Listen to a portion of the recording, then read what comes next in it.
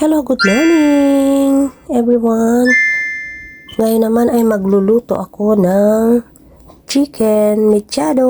Ito yung mga ingredients ko. Chicken. And then tomato, onion, garlic, at saka carrots, potato, and green bell pepper. Tara, samahan nyo akong magluto. Umpisa na natin. Ayan po, pinaghalo ko na ang onion saka garlic. Isa po lang natin. Isa lang natin ang sibuyas saka garlic hanggang sa mag-brown. Saka natin yung tomato. Okay na yung garlic at onion, ihulog naman natin ang ating tomato na in-slice. Isa lang po natin hanggang sa maantuto yung tomato. Isa hanggang mag-isa. Ay ihulog natin ang chicken. Ayan po yung chicken. Ito malaki yung chicken na inaano ko iba kasi gusto ng mga anak ko yung may hinahawakan. What? Ayan, kaya hindi ko na po siya chinap yung chicken na iba. Ito lang ang maliliit. Ito malalaki.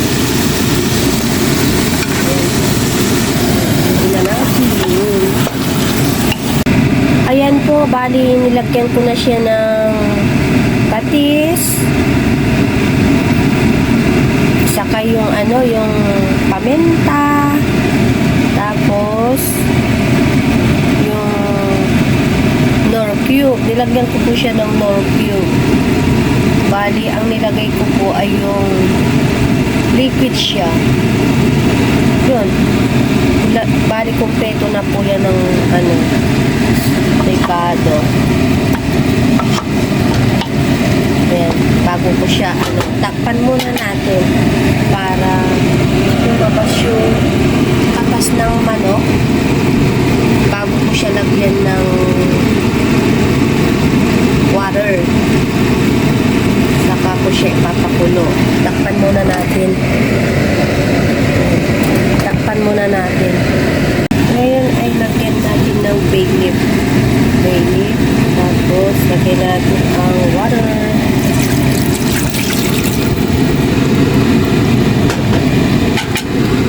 And then boil po natin ng 15 minutes or 20.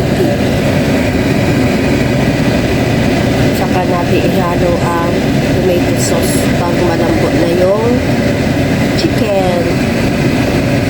Naman ay hinulog ko na ang tomato sauce. Ayan po tomato sauce. Hinulog ko na. Dinagdagan ko po siya ng sabaw kasi alam nyo naman ng mga bata, hinahanap nila ang sabaw. Yan po. Ipakuluan muna natin. Naman ay ihulog natin ang carrots.